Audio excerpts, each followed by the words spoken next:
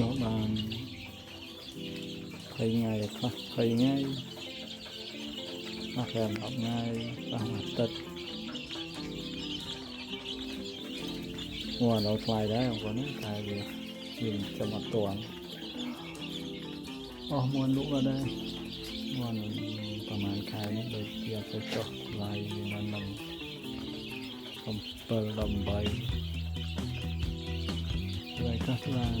ពីឡើងថា19នេះដែរ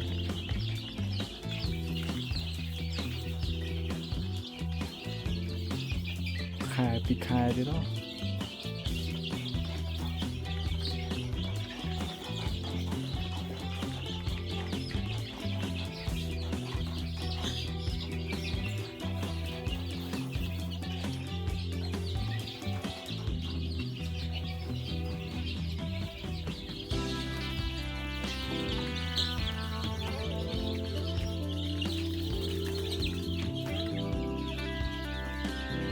នេះធំគឺជានេះចូលមួយខែ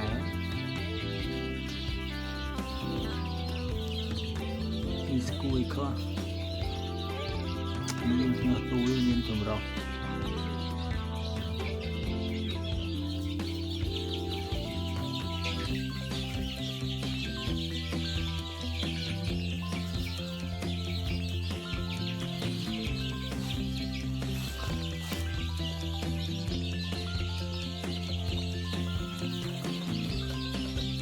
នេះ20ជានេះស៊ីណៃធំមកតែរនស៊ីយ៉ាងមកដល់ថ្ងៃ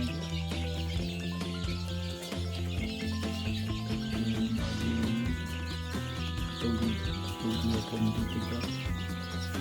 អវិសមរាអនេះ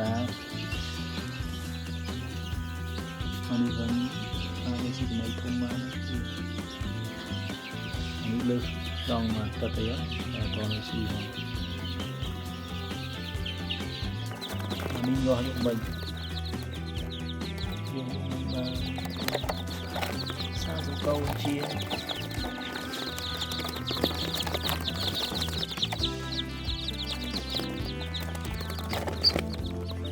ខ្ញុំទៅក៏យកតអងតស្មូតនេះវាខ្លះស្បួតហើយខ្លះអត់ទាន់ស្បួតទេអញ្ចឹងយើងទុកវានឹងសិនចាំស្បួតអស់ចាំយើងយកវាចេញដាក់ជាមួយគ្នាមកយើងហើយសំណើវាចេញ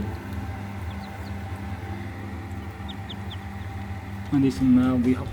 60យ៉ាងវាខ្វះអញ្ចឹង60អានេះវាសំហាយទៅបាញ់ដើម្បីឲ្យស្មោះគ្រប់